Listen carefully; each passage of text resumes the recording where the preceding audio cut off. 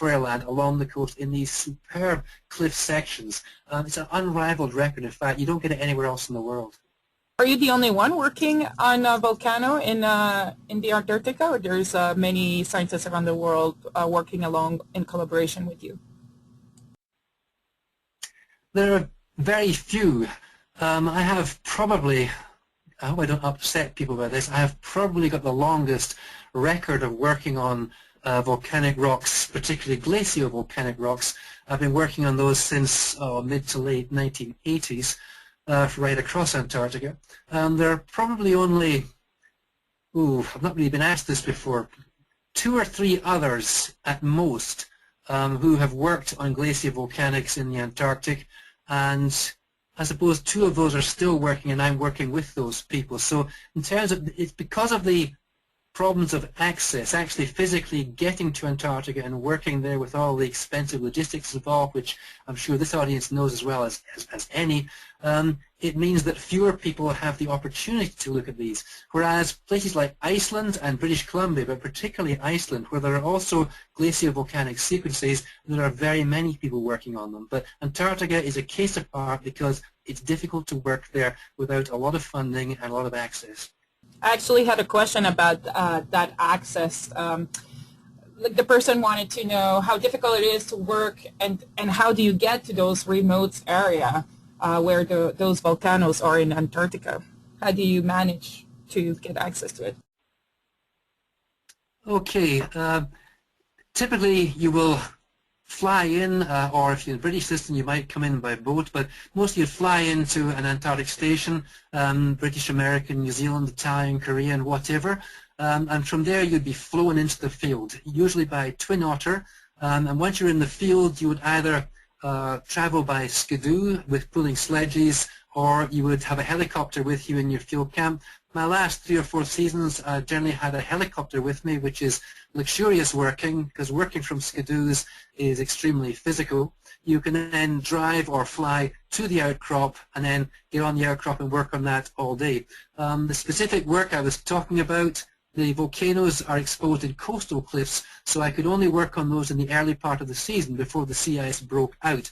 And so we'd be flown from our field camp each day, we'd be flown to a cliff section, we'd be put down on the sea ice, and we'd then spend the day walking the length of the cliffs and climbing those cliffs. So the typical way of going in is you get taken to a base, you get your equipment, etc. You're then flown into the field, and then you either use skidoos to get to the rock, or you use helicopters to get to the rock.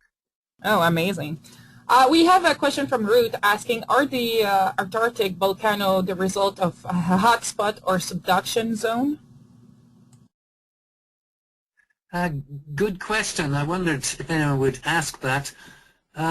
Most of them are supposedly hotspot related, although I'm not current in this controversy, people don't like the word hotspot these days. They tend to think they tend to call it a thermal anomaly, which is a horrible phrase, but some kind of heating in the uppermost mantle affecting the lithosphere, because most of Antarctica is surrounded by spreading centers, and most of Antarctica is actually extending, so it's an extension zone, and there's a thermal anomaly mostly under West Antarctica, and that's what's causing the melting, which is coming up as volcanoes. There's a small amount of subduction taking place at the northernmost tip of the Antarctic Peninsula, and there are 2 or 3 volcanoes there which are related to that. The South Sandwich Islands are entirely subduction related, but they're a case apart. But for the bulk of Antarctica, they are, yes, I would call them hotspot related. The next question from Rachel, she's asking, are people trying to model these complex ice sheets in the Antarctic to understand past and future climate? Sorry, could you repeat that, please? Yes, sorry. The next question is from Rachel, and she's asking, are people trying to model these complex ice sheets in the Antarctic to understand past and future climate? They're certainly modeling them, they've begun modeling them for in the past. The first piece of work I did, it took best part of 9 years working on the Antarctic Peninsula ice sheet, and we were able to come up with a whole suite of thicknesses of ice in the Antarctic Peninsula. Extending back. Arms open. Sorry. Yes. Sorry, someone's... Yeah, someone Okay, sorry, I'll didn't carry mute on. herself. Okay, no worries. Yeah, we've produced a lot of information on ice thicknesses going back about 7.5 million years. And I went to a colleague I was working with at British Antarctic Survey at the time, who's now at Leeds, and he's a climate modeler, and he was able to insert my thicknesses and my information on ice presence or absence in the Antarctic Peninsula and reproduce the conditions that would produce that. The reason we did that was because in the climate models which existed, this is back in the middle 2000s, the climate models suggested that during that particular period, between about 2 or 3 million years ago, the world was believed to be too warm for ice in the Antarctic Peninsula. Yet my information was suggesting there was plenty of ice there. And so my modeler friend, he modeled this and he tweaked his models as far as he could. In fact, every model he produced snow and ice in the Antarctic Peninsula. So we've started feeding some of the information into models to improve the models, which can then be applied elsewhere in Antarctica. But that's the only place it's been tried so far. My hope is that this information will be used in models in the future, but it's somewhat early days yet, and I still regard this work as comparatively crude, unfortunately. We still need more information. And a sub-question from that, how far back in time can we go back to understand volcanism in Antarctic? Well, there are volcanic rocks in Antarctica that go right back to several 100 million years ago.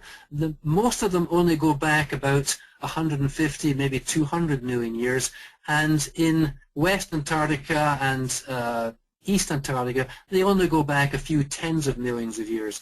The value or the benefit of having volcanoes in Marie Byrd Land and Victoria Land, they go back to about, I think it's 28 million years. Now, about 34 million years ago, ice is believed to have started forming in Antarctica. So, excuse me, we actually have volcanoes which record almost the whole breadth of time in which an ice sheet was beginning and developing in Antarctica. So we're extremely fortunate, in fact, it's just luck, in fact, that we have volcanoes which are present there when an ice sheet was also forming, and the volcanoes were able to record that story for us.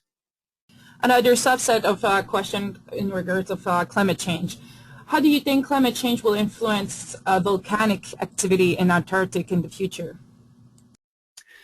That's one I've never really done more than dabble with. There are people who are very interested in how waxing and waning ice sheets might impact on eruptions. And the kind of orthodox model is that I'm sure people will be familiar with glacial cycles where